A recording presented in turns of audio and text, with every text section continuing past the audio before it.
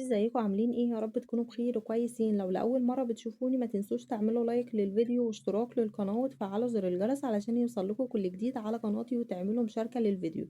النهاردة هنعمل مع بعض طريقة عمل البسبوسة بالمكسرات. زي ما انتوا شايفين شكلها ما شاء الله زي الجاهزة.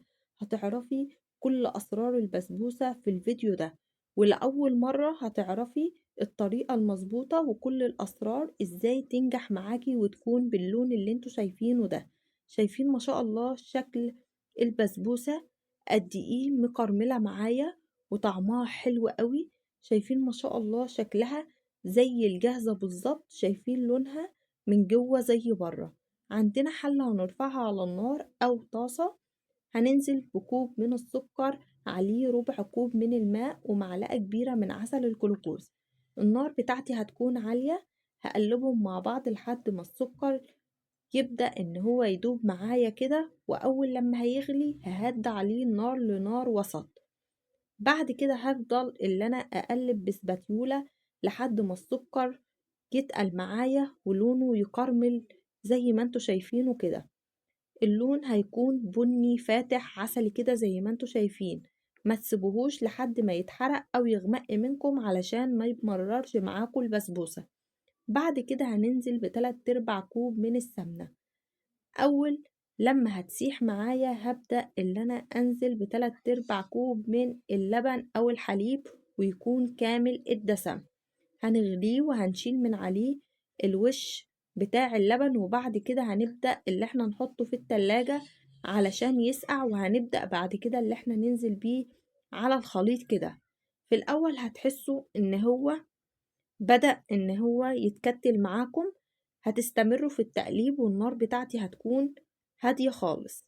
بعد كده هبدأ اللي انا اصفيه بمصفى كده زي ما انتوا شايفين. وطبعا لازما اللي انا اقلب كده السمنة مع الخليط كله لحد ما السمنة تختفي تماما، ما تبقاش عايمة معايا على الوش.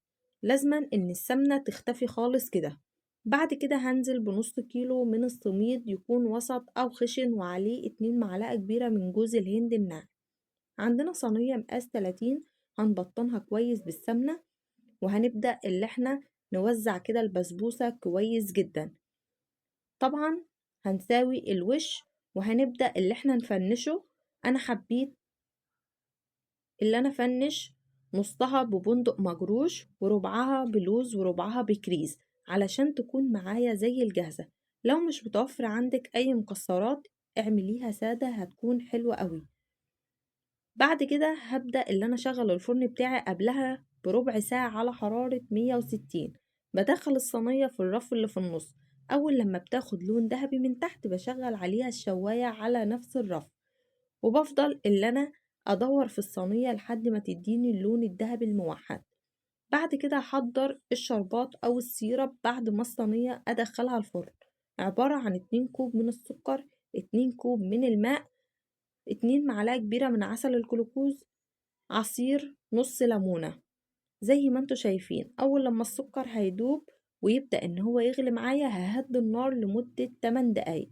وبعد كده هبدأ اللي انا اطفي على الشربات بتاعي بيكون سخن بيغلي، والبسبوسة بتكون سخنة خارجة من الفرن. هبدأ اللي انا اسقيها على طول الشربات اللي بيغلي.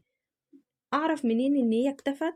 لما احط صبعي كده على البسبوسة الاقيها بتطلع شربات او عسل، يبقى كده اكتفت. لسه ما طلعتش يبقى عايزة تتسقى كمان. شايفين ما شاء الله شكل البسبوسة؟ شايفين لونها ما شاء الله قد ايه طعمها حلو قوي؟ شايفين ما شاء الله قد